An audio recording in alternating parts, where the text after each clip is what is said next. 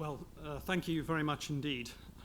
I want to thank the Harvard Divinity School for this invitation to give the 2012-2013 William James Lecture.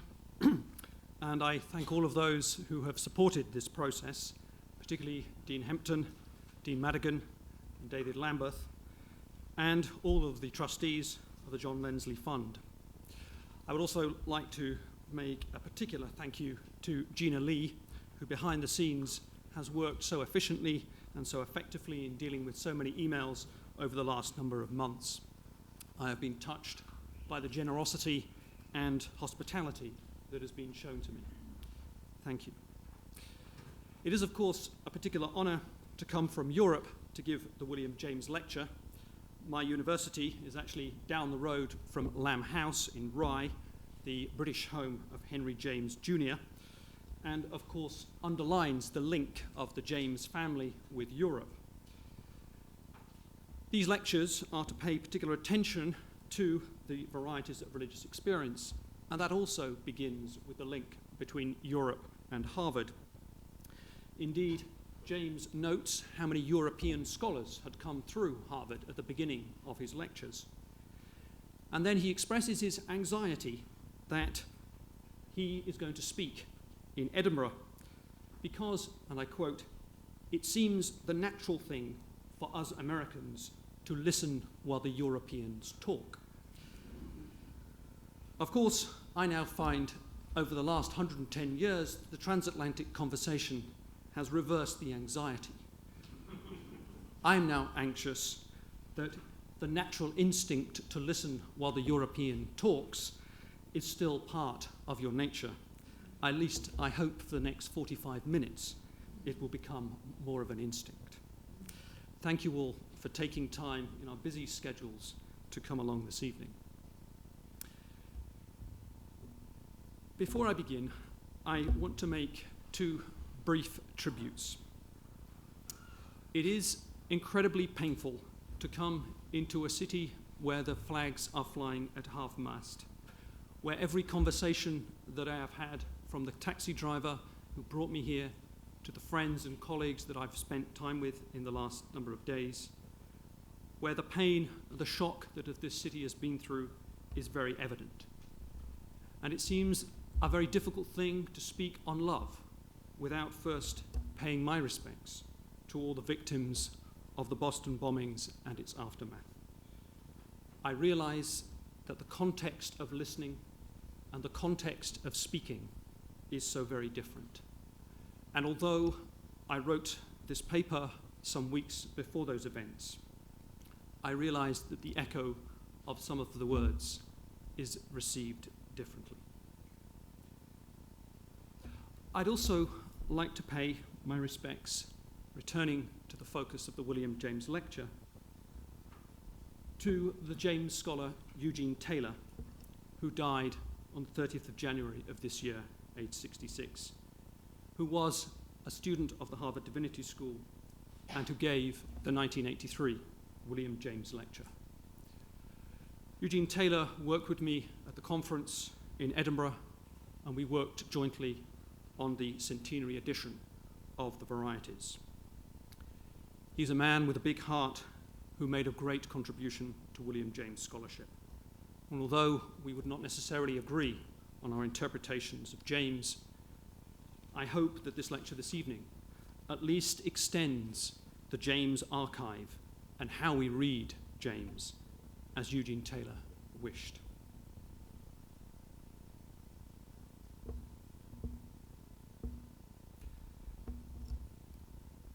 Two extracts from the Varieties, of many on love. I quote,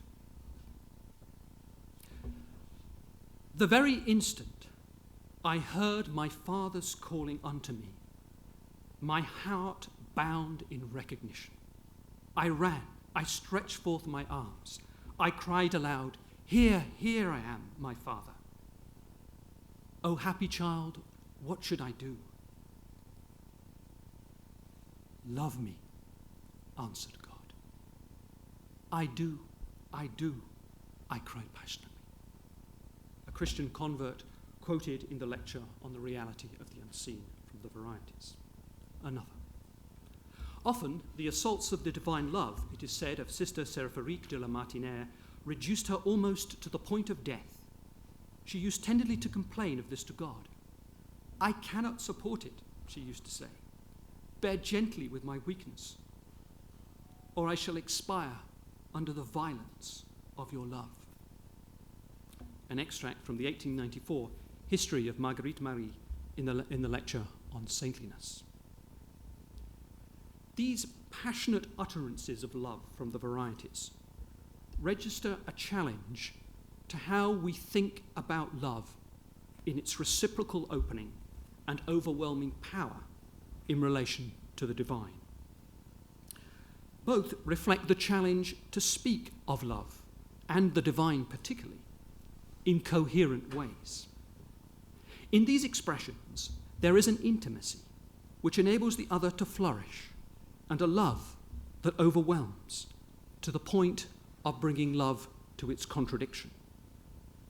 To recall James in a different context, there is a certain blindness in love too. It is also significant that at the end of the Varieties, James, in summary of the key characteristics of religion that he had noted in his lectures, acknowledged, and I quote, "the preponderance of loving affections in religion." And yet, these reflections remain some of the most ignored dimensions of this well-examined text. How did we miss love in the Varieties? Why is love difficult to notice in our disciplinary readings of the last 110 years or so? Missing love also means we miss intriguing details. The Varieties is the only book by James to hold a dedication in love, in filial gratitude and love, to his mother-in-law, and then only with her initials E.P.G., Elizabeth Putnam Gibbons. A complex relation in a religious family, and a relation that, as Susan Gunter in her study of Alice Gibbons' Alice in Jamesland shows, there is a particular debt that James had to the Gibbons family. There is, of course, much that is distinct about love and gender in the Varieties, and it remains the only text dedicated by James to a woman. But the dedication itself reminds us that discourses of love need to be grounded in lived relations. One of the other reasons we miss love is that some of the key ideas on love occur in the section of the Varieties that, as John Smith in the introduction to the Harvard edition of the Varieties states, and as Robert Richardson in his biography also points out, that the sections on saintliness, to quote Smith, have not always received the attention they deserve. But even if we give attention to saintliness, it was still missed that the key aspect of love was present.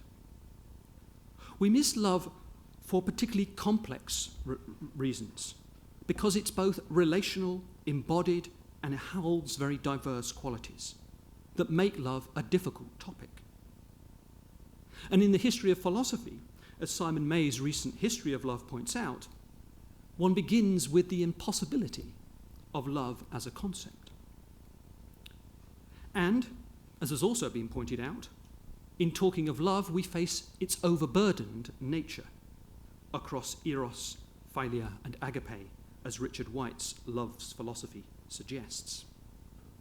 So even if we were to rescue love in the Varieties, could James's account of love stand up to the critical discourses that have happened over the last 100 or so years? Love is difficult to articulate. It crosses the emotion-rationality dichotomy. It crosses familiar, romantic, gendered, and social ideals. And in it, we're faced with that very complex issue of how we speak about what is personally experienced and what we want to transmit intellectually about that experience. This complex area folding the personal and the intellectual leads Martha Nussbaum to think about form, the style of philosophy, and the content in discussing love. She explores the borderline of literature and philosophy as a particular project in search for love's knowledge. Nussbaum attributes the avoidance of love in philosophy not simply to philosophical habits, which she thinks are very significant, and the Kantian anxiety of passivity, but also a need, she says, for a more convincing style. But it is the moral convention of sentiment that she believes inhibits inclusion of romantic love in moral philosophy. Her readings of love are centered around Henry James Jr. and his novels, not William and his philosophy. But as she notes, even in the novels of Henry James, the erotic is removed to the silences.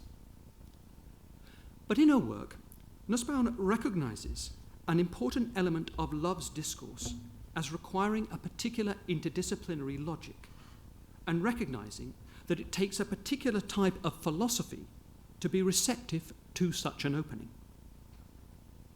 To make room for love stories, Nussbaum believes philosophy needs to be, and I quote, more respectful of mystery and open-mindedness. Strikingly, the example of such a human philosophy, of which he gives 11 lines, is William James. In his 1891 essay, The Moral Philosopher and Moral Life. In this essay, James appeals to the incomplete and the tentative rather than the dogmatic in moral philosophy, which provides the necessary space of alliances across subjects. But Nussbaum's literary concerns and her focus on Henry Jr. and the very hidden nature of William James on love in the philosophical and literary habits of our noticing means she never opens the question of how William James's philosophical attitude might indeed open love in his particular style of philosophy. William's comments on love in the Varieties are silenced by the disciplinary limits and complexities. But William James's philosophical attitude and style, his language, and the apparatus of his philosophy provide a unique opening for how love may emerge. James holds a relational metaphysic. His philosophy of experience, so well documented in David Lamberth's work, and his account of knowledge as intimacy provides us with a philosophical imagination that makes greater sense of the passages of love in the Varieties. James generates a space for love through his philosophical apparatus and his combination of literature, physiology, and critique in equal measure to stand the tests of 20th and 21st century discourses on love. Importantly, James also breaks many philosophical habits through an understanding of those very habits to include emotion and one's life's narrative. But more importantly, his thinking operates on pre-20th century interdisciplinary spaces, in the in-between, on the border, and in relation, the spaces Nussbaum indicates allow greater coherence of love to emerge in our philosophical discourses. And here, what I want to do is to extend the borders of love's emergence, not only on the borders of literature and philosophy, but to recognize the place of religion as a border of love's discourse, and the place of biographical narrative as a way into James's question of love. Love's imagining appears precisely in the conjunctions, in the relations. I thus want to read James through a form of noticing that I started in my last work on James's hidden religious imagination, and here extend it to the topic of love itself, which I had not fully noticed or appreciated, although it emerged through my examination of looking at James on the body and sexuality. That is, I wish to give attention to what falls between the disciplinary spaces of reading James. I want to show how James offers a valuable account of love in what I would call a critical economy of love's relations. And here I use the word economy with all the power and inference that James applies to this notion at the end of the lecture on saintliness when he comments, and I quote, "Economically, the saintly group of qualities, which included love, is indispensable to the world's welfare. In this instance, love's economy." My argument is that James not only provides an attitude that is receptive to love, but that he's able to articulate love in a critical and an insightful way. In James's Varieties, we find a model of critical and intelligent loving, a love between instinct and intelligence, and one governed by social righteousness, where James valorizes the relational world by seeing the world as relation. James also recognizes that some forms of our loving are not good for us, that they can negate us and exclude the other in the name of love. And in his chapter on saintliness, he establishes a re-evaluation of forms of divine human love in what he calls, echoing Kant, a critique of pure saintliness. This critique includes a critique of types of love that fail to see the dynamic of loving itself, the necessity of relation. Because the balanced economy of love always requires renewed attention and care. Such is love's power and its fragility. It exists in between, and it faces the dynamic of change. But what makes love so fascinating in James's Varieties, as opposed to his short discussion of self-love in the Principles, is the way that of James's concerns with how human and divine love are joined together. James is concerned, I quote, with human affections shaped by the faith state. So love in James is shaped by a theological question in the Varieties, but not in any simple way, because the line between the human and the divine is not always distinct in James, who takes us into a world of pluralistic pantheism in 1909 in a pluralistic universe. What makes this even more extraordinary is that James believes there is no such thing as religious love. There is only human love, directed to an object socially classified as religious. Because against so many misreadings of the 20th century, James's idea of religion is a social thing.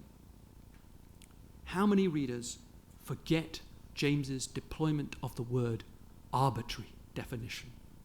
How many forget his statement for the purposes of these lectures? James has many discussions of religion in many different ways, as my last work has tried to show. And as he says in the Varieties, religious love is only man's natural emotion of love directed to a religious object. This qualification is important because it embeds religious emotion in human emotion, in, as James says, the common storehouse of emotions. This is part of James's physiological ground of religious thinking. It's not a diminishment of love, but recognition that the divine-human relationship takes place through the physiological processes of life. Our human potential as lovers, however, is shaped for James by a powerful theological demand. As James indicates, and I quote in the Varieties, the Christian God is there to be loved. James is concerned about this call to love and the place of human love in the face of divine love.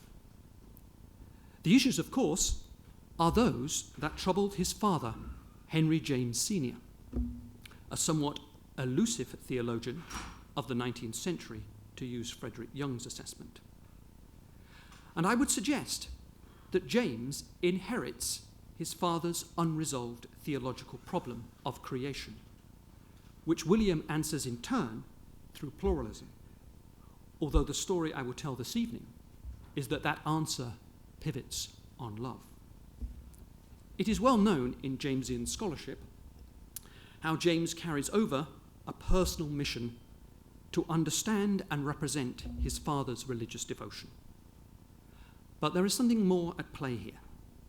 In the metaphysical letters between James and his father in 1867, in William James's 1884 introduction to his father's literary remains, the same question concerning the divine and human continues in James, and it continues all the way to a pluralistic universe in 1909. And here I seek to weave the theological with the biographical as a new border of love's discursive emergence. Because in Jamesian scholarship, it is not only his open-ended and respectful attitude, but the biographical project and his discussion and sense of importance of personality that joins life and philosophy in a particular way and allows greater fluidity and interchange. James's personal struggle and his articulation of that struggle through his philosophy means that the vulnerabilities, the pains of separation, the anxiety of rejection, and the personal sense of worthlessness become part of his philosophy. Such a biographical account allows love to emerge in a significant way.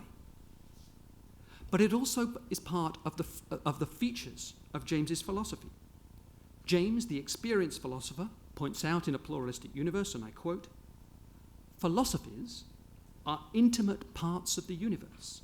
They express something of its own thought of itself. The lived experience, the intimate consciousness of life, is part of the universe." So part of my argument will be that James's discussion of love and the embodied, and his search to answer a particular theological question, is done out of love for his father. He wants to bring his father's theology back to the intimacy of the universe. We therefore can give real flesh and blood to James's discourse on love and push the language of philosophy into the mess of his lived life and the lived life of his father. Love is related to a wish to heal the past and the child's spontaneous love in the face of an unhappy parent. The James family played through a particular kind of suffering, a suffering that was also linked to a particular kind of Calvinistic inheritance. Speaking to the Unitarians at Princeton in 1881, James talked about, and I quote, "the departure from our orthodox ancestral Calvinism." And he did so through the question of love. I quote, "A God who gives so little scope to love, a predestination which takes from endeavor all its zest with all its fruit, are irrational conceptions, because they say to our most cherished powers, 'There is no object for you.' The removal of a space for the other in love is against the fundamental human qualities of relation. Does our imagination of God's love give space for the reciprocal sense of the lover's returning of love? Or is one consumed in the overwhelming power of God's love? In this sense, in A Pluralistic Universe, James asks the metaphysical question, how does a relation relate? How does a relation relate? If you like, what is the economy of relation? We might ask in turn, how does love love? What are the conditions for love's economy? The problem for Henry James Sr. is authoritarian love, as opposed to William's search for intimate love. By which I mean how we love by giving space for intimation, in the making of love. Because love is made in the relation. It is not found, possessed, or grasped. In James's critical account of the economy of love, the space between that makes love possible is frustrated when there is no mutual relation. As I've indicated, the underlying dynamic in James's work rests on his metaphysic of relation and knowledge as experience, following the Cambridge moral philosopher John Grott's 1865 distinction between knowledge as acquaintance or intimacy and knowledge about, the former sensory experience and the latter secondary intellectual engagement without experience, which is precisely the dilemma of how we speak about love. Do we speak about love through our experience or through the secondary canon of discourses about love? A central part of James's thinking as relation, as part of the stream of thought in the Principles, establishes the framework for rejecting love as a thing, object, or substance. What we see in his foundational relational metaphysics of the 1870s, and which is carried forward into the 1890s of the Principles, forms the bedrock of how we can think about love in the Varieties. We might suggest, therefore, that James's theory of love emerges from the physiological ground, his physiological philosophy about consciousness and about relation. But why is it that we desire to make love into an object? Why we desire to possess love, to have it, to control it?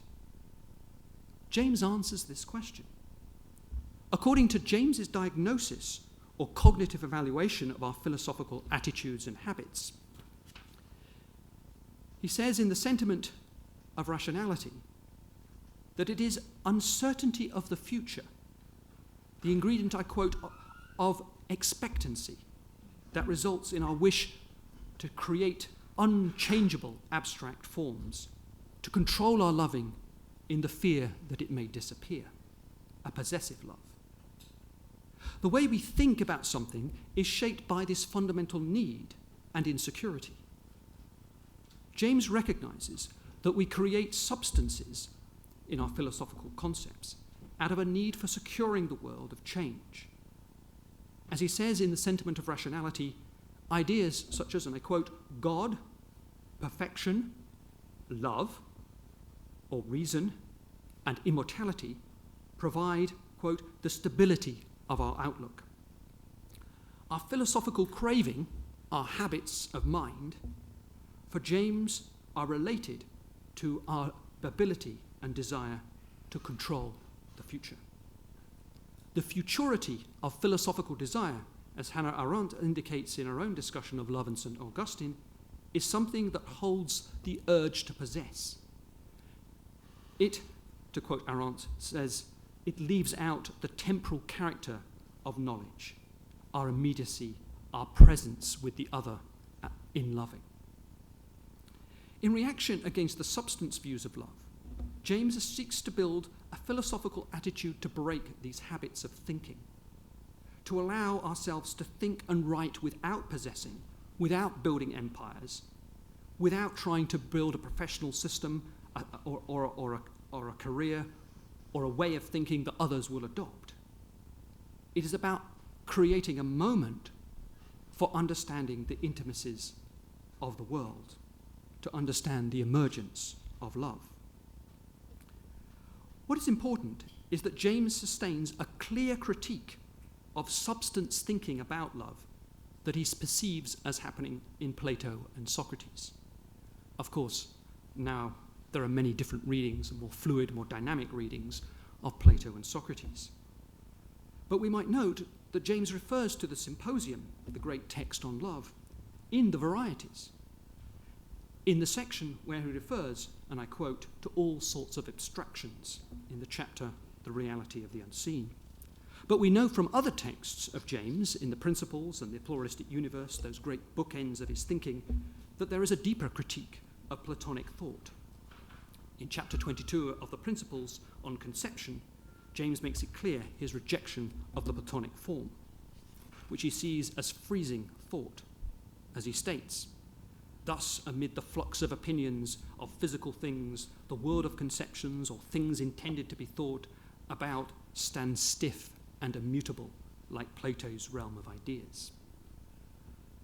Conception, in this sense, conception of love, is that which tears something out, quote, "from the continuum of felt experience."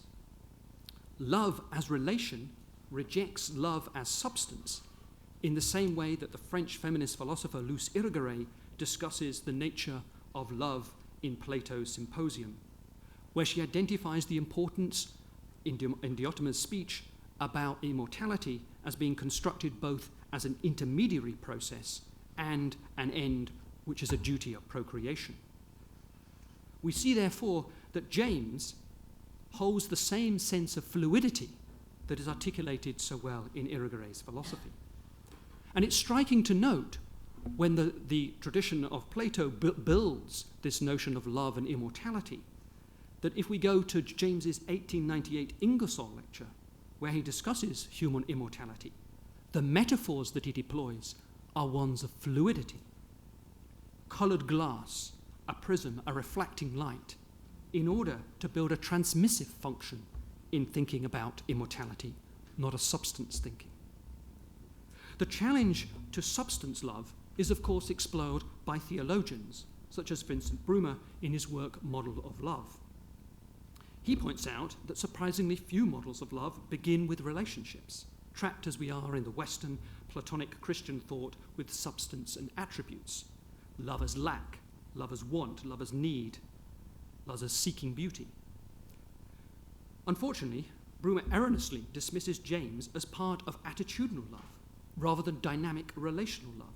Not, I might add, by reading James on love, which never happens, but by assuming that James's account of love can be drawn from his thinking about mysticism, because it discusses mystical union and fusion. But if we read James on love, rather than James's assumed love from his thinking about mysticism, we can progress effectively to locate his thinking in a relational dynamic.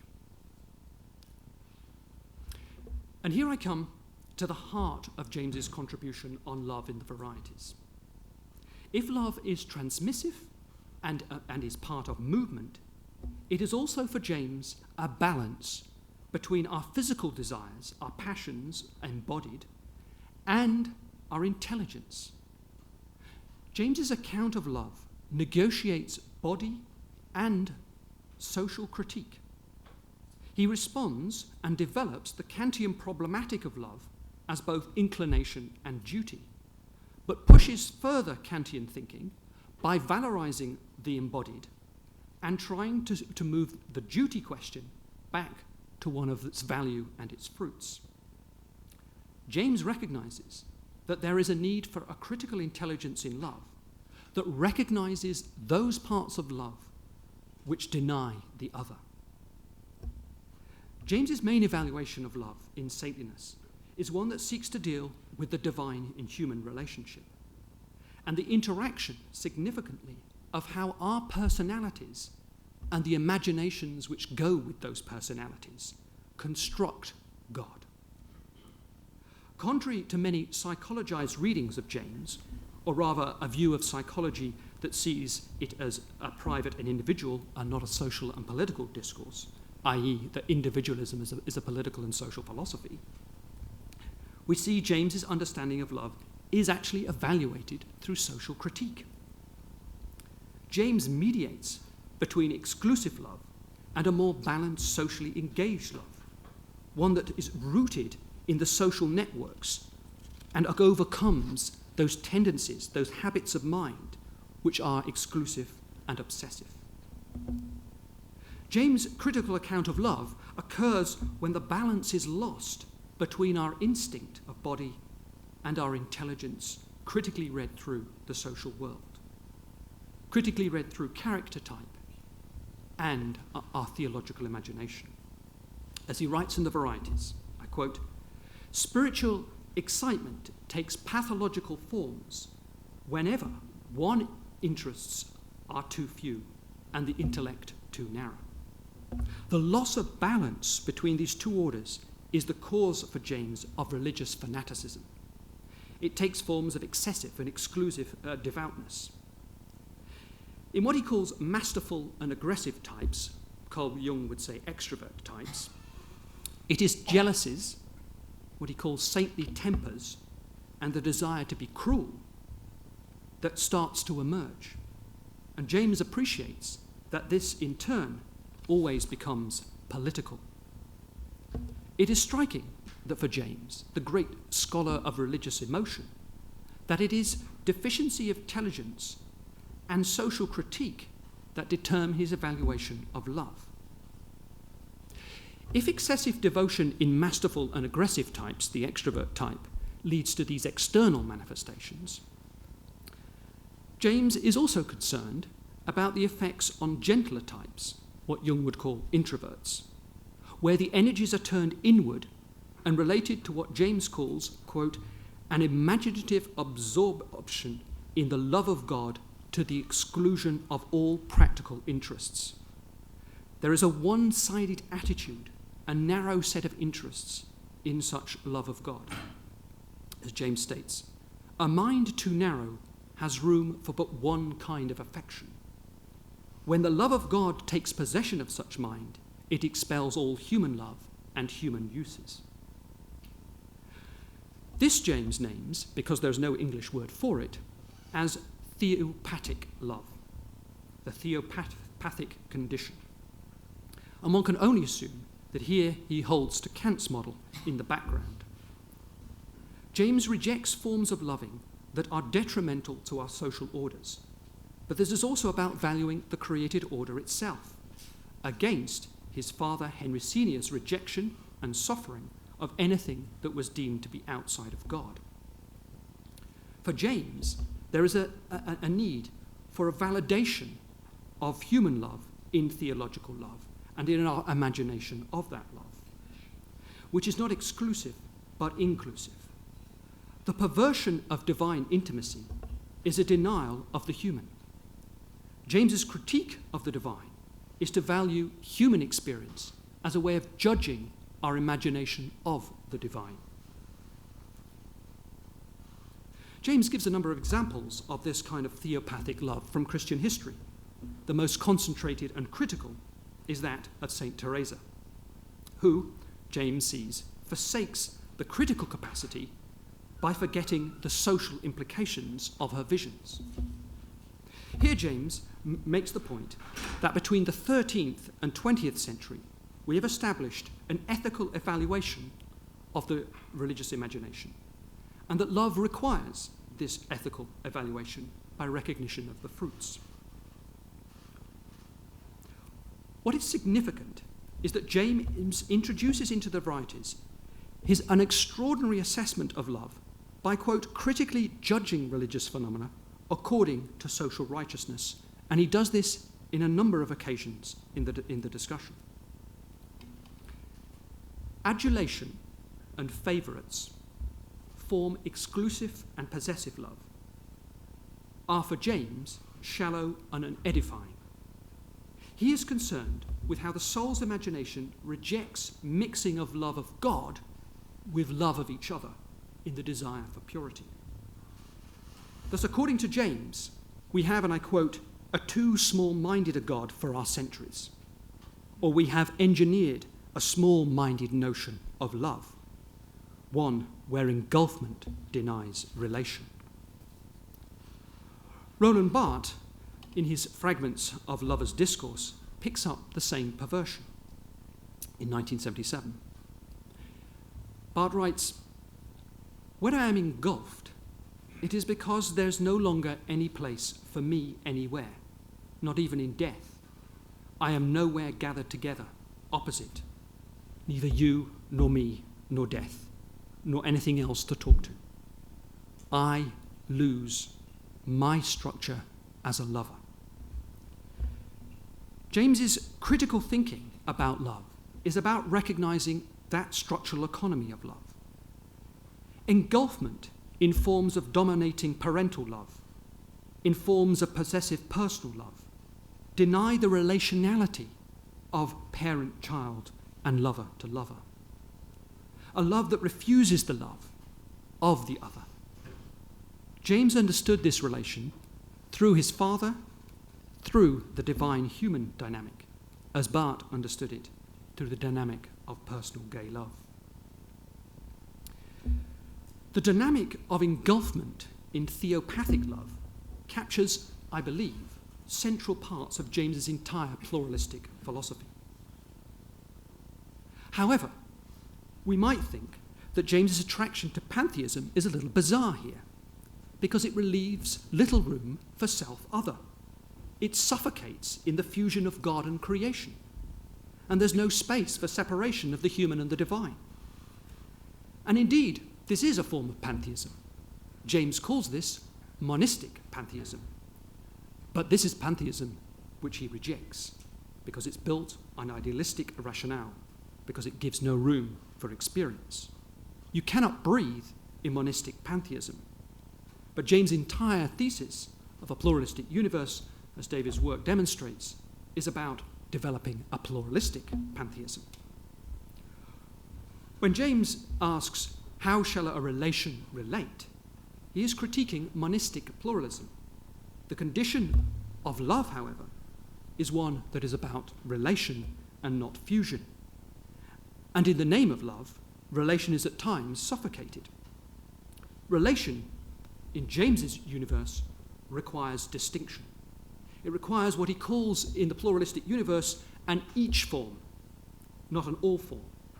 And if you want to know that distinction of the each form, you either have to take a trip, as James did, down the Amazon, or as I did with my children, go to the beaches of Brittany and explore the each form of every shell on a beach. To be intimate, we must be separate. As James writes, and I quote, holding to the each form and making of God only one of the eaches affords a higher degree of intimacy. Love requires relation and is built on consciousness as change and movement. We never fully grasp love, as we never fully grasp the life process or consciousness. One of the remarkable things about James's critical account of love in the saintliness chapter is how it rests on this pluralistic pantheism which he was to develop later, or rather we might say that we can illuminate James's account of love in the saintliness chapter through the pluralistic pantheistic model.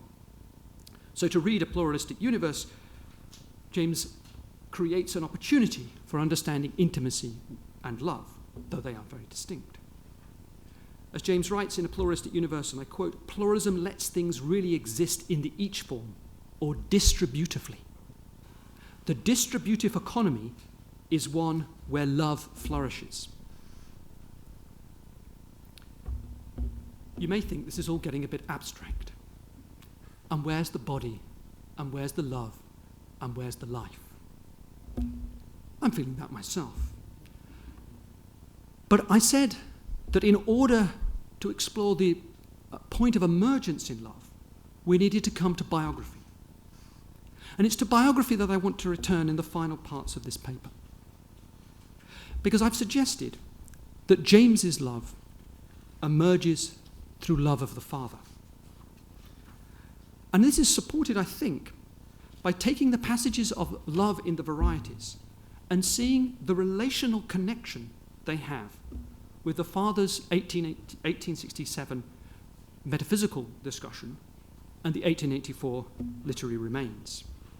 In the metaphysical letters, James addresses his father and tries to get him to recognize, and I quote, a necessary relation between creator and creature. And in that letter he says that what is required is, I quote, the external ratio. And in the 1884 literary remains, he appeals deeply to his father. He writes, our experience makes us, it is true, acquainted with an other of God in our own selfhood. But for Mr. James, Henry Sr., that other, that selfhood, has no positive existence, being really naught, a provisional phantom soul breathed by God's love into mere logical negation. James's account of love in the Varieties is an attempt to heal a love that couldn't exist, that felt it was a phantom soul, where there was a negation of the Father in relation to his God. However, some, like John Smith in the Harvard edition of the Varieties, suggests that it is possible we can overplay the Varieties as a response to the Father. And he's right. Not because we ignore William's own religious question and give it its own right, as Smith suggests, but rather because love of the Father is not the only love that draws intimately around the philosophical expressions of that text. There is much that is about love of his Father, and you only have to read his final letter to his father that never reached him to understand that love. But the Varieties is also a text, as I said, dedicated to a woman, EPG, and not the Father. The signature of debt to the Father was made in the literary remains. And here we need to break the patriarchal lines of love's inheritance. And as I've discussed in my previous work about Henry James, that his love and his situation can only be understood by looking at the maternal line. But Susan Gunter's biography of James's wife is very helpful here, as she shows how James's redemption from depression came through his marriage and through the Gibbons family household. In Gunter's delightfully entitled chapter, He Loves Me Not, we see James struggle to be loved by Alice and the hesitation over marriage, the long courtship and the complex journey through James's feelings of worthlessness. But James eventually allowed himself to be loved and wrote to Alice in 1876 in a letter, significantly, which is edited because it's partly in Alice's hand and then returns to William's hand. But William writes, "To admit that whatever our feelings may be, our beings, after all, have something in common, something to say to each other. This is all I want. Love may be a disease, it may mean nothing or worse than nothing. It shall not poison me, it shall save my soul." Something to say to each other becomes the key aspect of James's personal life and his marriage, but also the response to the theological suffering and the theopathic love of the Father. Allowing love between and not to become a disease, but to make love physically, intellectually, and critically, and always in relation and changing, makes a difference. Susan Gunter makes a similar point in recalling James's essay on absolutism and empiricism in 1884, where James talks of marriage as, and I quote, where one makes other by being itself other, everything self-created through its opposite. To love is to be intimate in sameness and in difference. The love with Alice and the Gibbons family, literally, in life and in the text of the Varieties, adds love to the emergence in its dedication and adds love to the relational economy. The passages on love in the Varieties are about James healing through love in relation to the Gibbons family and about being able to change and correct the father's theological suffering, as I've said. But there is a wider love here, because love not only exists between the families, but also outside the families. So I can't end here on a neat marriage conclusion and they all lived happily ever after, because love in a relational universe is one of constant movement, constant change. Love in a relational marriage is about conjunctions and disjunctions, as a world of pure experience articulates. Love's relationality also faces human fragility. James, as Susan Gunter and other biographers have pointed out, caused Alice much suffering with his flirtatious behaviour with other women, not least the young woman Pauline Goldmark. A social activist in her own right, she first met William James in 1895, when he was 53 and she was 21. Richardson points out that James wrote more letters to Pauline than anyone outside his immediate family. The correspondence between James and Pauline, or at least that which remains, is revealing of love too. Strikingly, we find much that remains of the inequality of love. James wanting more and more. Write, and lengthily, he concluded his letter to Pauline in 1906. And again, in a letter of September 1907, he wants more details from Pauline and concludes, "You know me so well. I know you so little." The unequal economy of love. And it's this unequal economy of love that starts to echo God's request in the Varieties, "Love me." James's love for Pauline in the correspondence reflects something of what the French call le démon de midi, that which possesses a man in midlife in the desire for youthful energy and aspiration. Pauline's youthful and energetic personality was an attraction to James. But there is something here of the theopathic equivalent in James's love, an imbalance and a phantom. As he writes to Pauline about his own essay on a certain blindness, and I quote, "What horrifies me in life is our brutal ignorance of one another." It was a comment about his work, about his essay, but it is also a gesture to other forms of unknowing. It in many ways raises a question of whether there is a Calvinistic echo of the 1882 statement, "There is no object for you," in the divine human relation.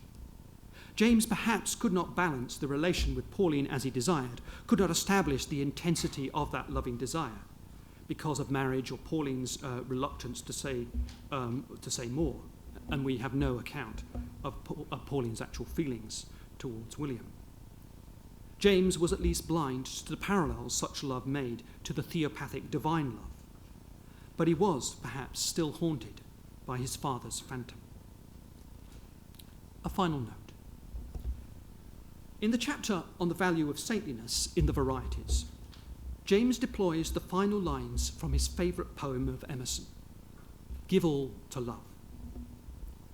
The line, which emerges in the Varieties without a notation, is introduced to show the importance of opening ourselves, becoming receptive to larger ranges of truth.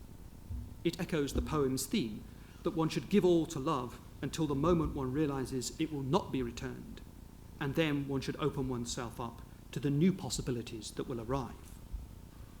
James's thinking on love in the Varieties, his philosophical integration of human and divine love, and his personal love for the father, Alice, and Pauline, is about the reality of Emerson's critical insight of love, which James's own sense of theopathic love understood in the imbalance of relations.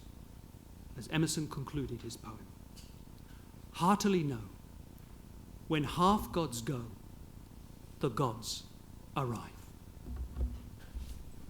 Thank you.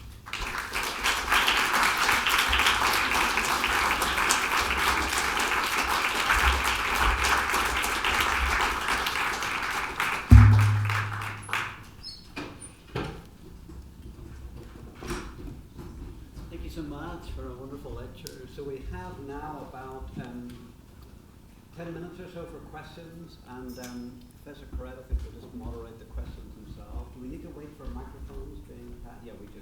Yeah. So, we have time for questions.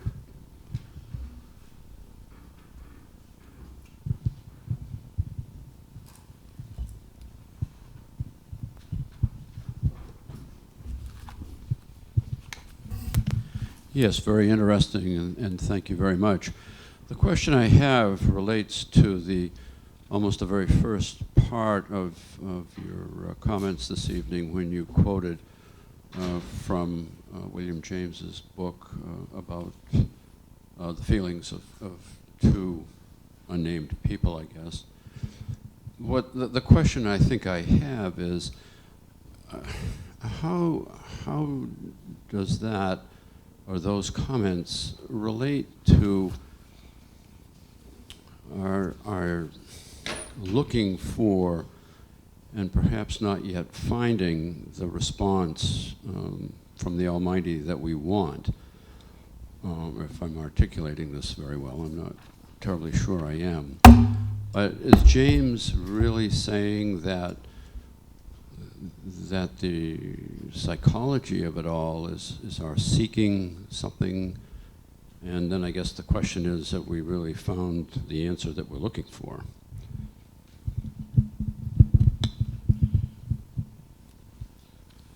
I think your question is asking me about how we deal with the response from God psychologically. And I will try to answer that in terms of how I understand James giving a response to it.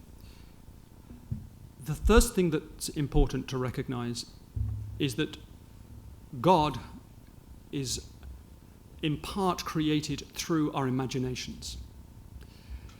And those imaginations, for James, are determined by personalities. And therefore, the imagining of love is reflective of something of that biographic element.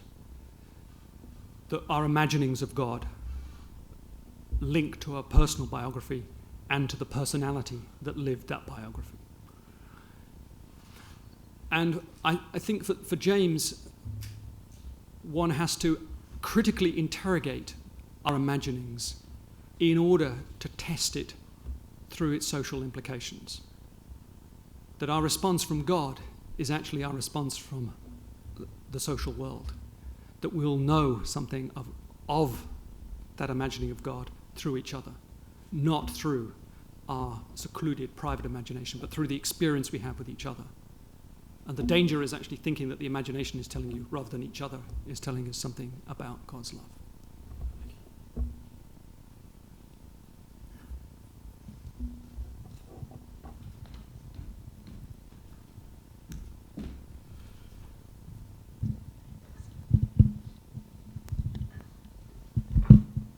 Thank you. So in your lecture, you mentioned that James was critical of the substance philosophy of Plato. And later you mentioned that towards the end of his career, he was a pluralistic pantheist. And I was wondering,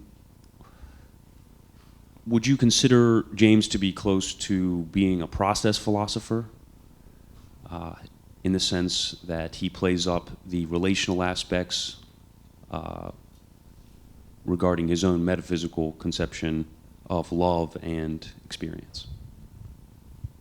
Yeah, thank you. I gave the caveat in my talk that it was a particular construction of Plato, I think, that's operating in James. And there are different readings of Plato, but if we see that he's framing Plato as a substance philosopher, as he is, then I think that critique does mean that he is related to Whitehead and process theological thinking. And there have been studies indicating that process theology and James's theology do fit in some way. But I wouldn't want to pigeonhole James within the process tradition, because I think there's something more complex in that pluralistic pantheism about experience and about intimacy, which is not articulated in this with the same force. Thank you. Thanks.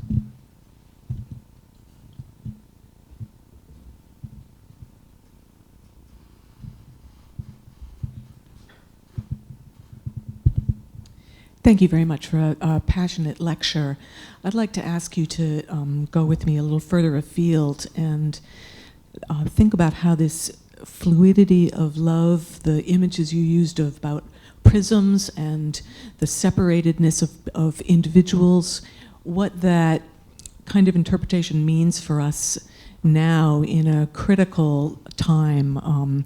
Obviously, we have a lot of pain in Boston, but also I think in our world, people understand we've hit environmental limits and we're faced with kinds of pains and responsibilities that we've never had before. And our individualistic solutions are clearly being shown up in a very negative light for those of us who can bear to look. And I just intuit that your work on love offers us some resources at this juncture, and I'd love to have you think about that for me. Thank you. That's very helpful. And here, I think you're giving me permission to leave the Jamesian reading space and to kind of make some wider connections. I think what's remarkable in our world is that we don't educate people in love, or educate people about the nature of love. And I think that the problem, and this comes, I think, through Erich Fromm's work much more strikingly, in a world of consumerism and in a world that wishes to possess things, the world that is privatized and individualized deliberately and politically, that there is an imagining that love is about getting something, that is about something I can have. I have this relationship, I'll get that love. I want this person. And I think that this is seen in the kind of social media that we have. The way that if you're in a relationship, you indicate, I'm in relationship, I have this kind of thing. And I think that what James does is give us an insight into how there are habits that are emerging in our mind. And I think that the political landscape reinforces some very negative habits about how we imagine love. And that we need to re-educate people in order for them to overcome disappointments about the kind of loving that they may expect. And because love is difficult to articulate, because it's difficult to speak about, and because it demands such fragility and vulnerability, that we haven't yet found a way to bring love into our educational world. And I think that unless there is a space for rethinking and allowing people to reimagine their love, that we will eventually go around into these theopathic forms of love that James is indicating. But what you ask is a huge question, and it has all sorts of different levels. But I think the other thing that your opening out of the question suggests is that we can walk with James in recognizing that we need to develop social critique at the point of love, to think about what our loving does socially. I think it's a profound point, and that love isn't about these exclusive connections, but it's actually about what does this love do to the world I live in.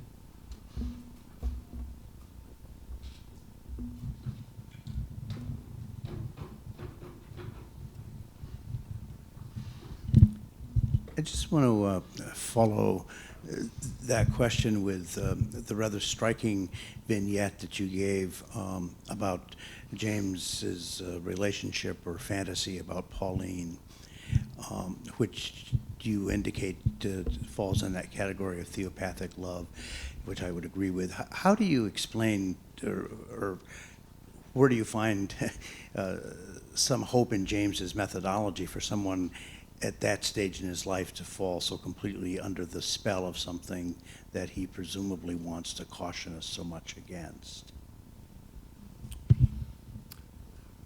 Well, I think if I'm beginning, you gave me permission to be a social philosopher, you're giving me a permission to speak psychoanalytically almost. I think that the thing that I haven't really pushed in detail here is that there is a patriarchal construction operating in James's world, and the social structures which he lives in to articulate loving are evidently present. And I think that limits his conception, the traditional family of his time, the expectations of the wife carrying the home, what Alice sacrificed in herself for him, what kind of imbalances of love were there.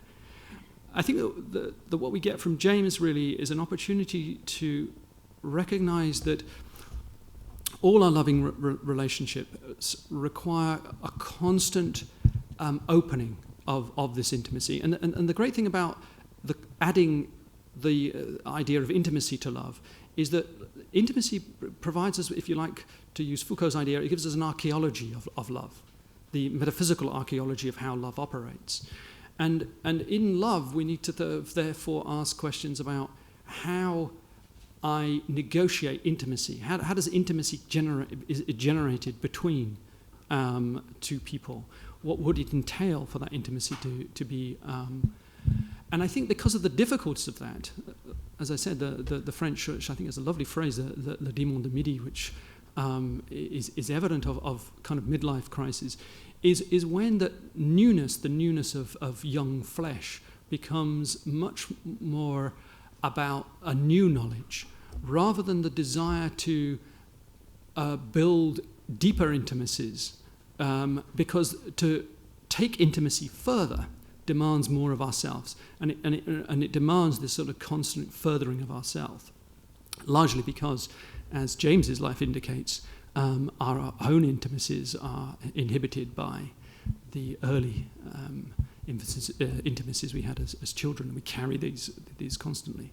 But we're now into a psychoanalytical frame. I don't know whether that helps in some way, but I think that the risk of intimacy is a greater challenge, I think, than what I think is the much easier immediacy of responding to something which is seemingly new. That newness has an attraction, but it doesn't necessarily bring the same levels of intimacy. In developing your comments on the influence of James' father and Calvinism, one thinks of Swedenborg and Jonathan Edwards. Do you see ideas concerning love, imagination, and divine from those two sources in James? Yeah, you touch on a very interesting question, and I partly want to say, well, you have to buy my last book, partly because, as David knows, the debate about Swedenborg in Jamesian scholarship is actually related to the debt I was talking about Eugene Taylor. And Eugene and I have different views on this. I don't think that Swedenborg is as significant to Jamesian thinking. But I do think Calvinism is, in all its diverse forms. And I've written extensively about this in that book on James's hidden religious imagination, that Henry James Sr. builds a new form of Calvinism through the Barber line of the maternal of his mother's line, and his great grandmother. And I think there's a lot. He talks about the loving form of Calvinistic devotion as the point that gave Henry hope. He talks about the loving affections against this patriarchal heavy Calvinism. So I refer you to that text for more of that. I think certainly Jonathan Edwards is a better line, and I think that Jonathan Edwards pervades the varieties in all sorts of different ways. But I think Emerson is clearly there. I didn't refer to Emerson's 1841, the first essays, where there's the essay on love, and the very similar elements that come out in the poem as well. So I think that would be another line. Look at filial love of the father in the hidden imagination of James.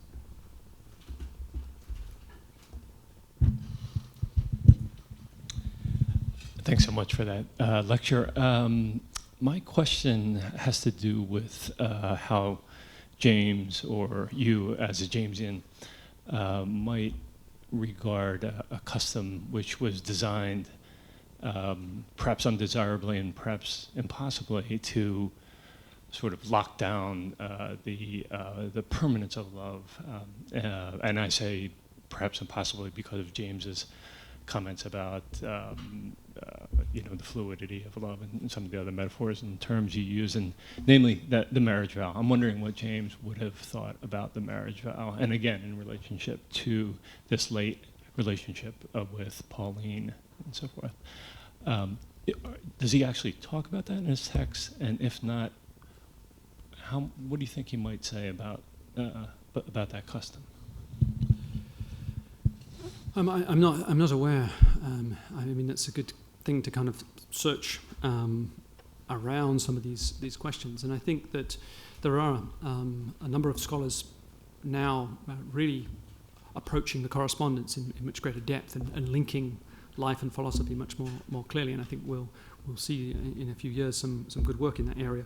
But I don't want to underestimate, and I think Susan Gunter's work does stress this, that James loved Alice passionately. That is evident.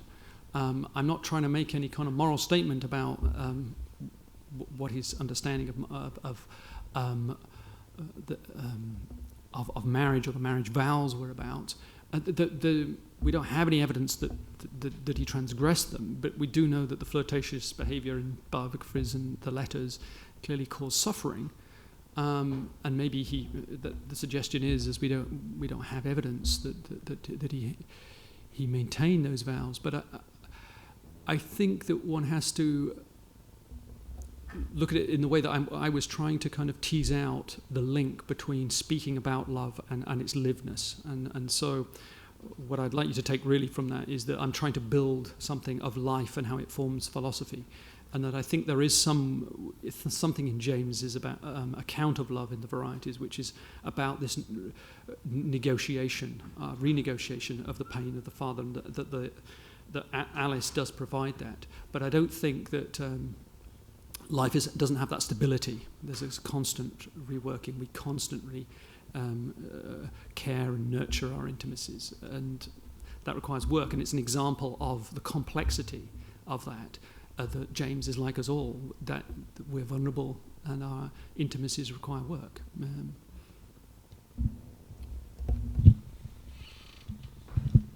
Just one more question. Thank you, Professor Carrette.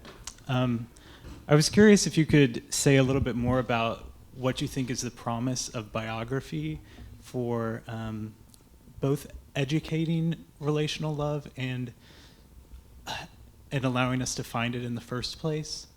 And I guess maybe the ways in which biography reveals the very conditions for relational love.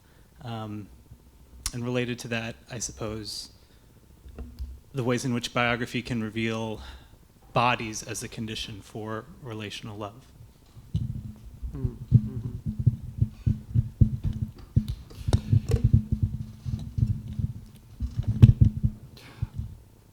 I think that the promise of biography is about recognizing the difficulty of articulating love and the way that love in philosophy constantly escapes us when it becomes abstract.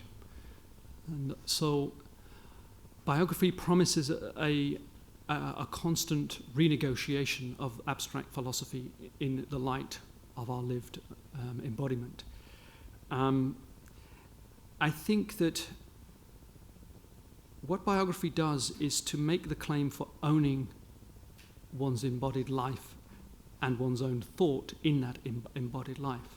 And these are trajectories that Michel Foucault worked through to build a philosophy from life.